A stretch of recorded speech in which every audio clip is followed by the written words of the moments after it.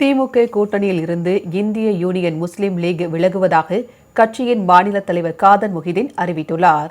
சட்டசபை தேர்தலில் திமுக கூட்டணியில் போட்டியிட்ட 2 தொகுதிகளிலும் இந்திய யூனியன் முஸ்லீம் லீக் வெற்றி பெற்ற நிலையில் தேர்தலுக்கு பின் தவேக ஆட்சி அமைக்க ஆதரவளித்தது.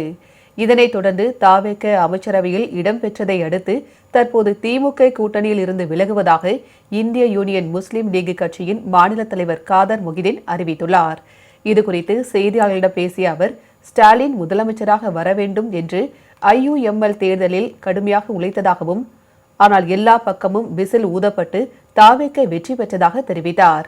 தமிழ்நாட்டில் குடியரசுத் தலைவர் ஆட்சி வந்துவிடக்கூடாது என்பதற்காக எந்த நிபந்தனையும் இன்றி தவேகவுக்கு ஆதரவு கொடுத்ததாக கூறினார். தவேக நல்லாட்சி தொடர வேண்டும் என்று தாங்கள் விரும்புவதாக குறிப்பிட்ட அவர், தவேக அமைச்சரவையில் IUML கட்சியை இணைத்ததற்கு விஜய்க்கு வாழ்த்து தெரிவித்தார்.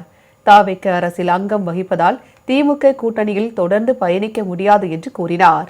இஸ்லாமிய மார்க்கத்தில் 5 கடமை இருக்கிறது, 6வது கடமை ஜனநாயக நாட்டில் வாக்களிப்பதாக கருத வேண்டும் என்றுதான் சொன்னேனே தவிர திமுகவிற்கு வாக்களிப்பது 6வது கடமை என தான் சொல்லவில்லை என்று விளக்கமளித்தார்.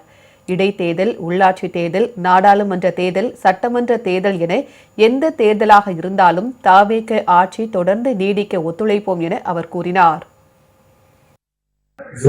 விஜய் அவர்கள் தலைமையிலான தமிழ்நாடு அமைச்சரவையில் இந்திய யூனியன் முஸ்லீம் லீகை இணைந்ததற்கு வாழ்த்து சொல்லி இப்படிப்பட்ட ஒரு நிலைமையை உருவாக்கி கொடுத்த விஜய் அவர்களுக்கும் அந்த கட்சிக்கும் எங்களது வாழ்க்கை சொல்லி வரவேற்பை சொல்லி இந்த கூட்டணியில் உள்ள இந்த ஆட்சி, இந்த நல்ல ஆட்சி இன்று இருப்பது போல் என்றும் தொடர வைக்கப்பட்ட உணர்வோடு எங்களது பயணம் தொடரும்.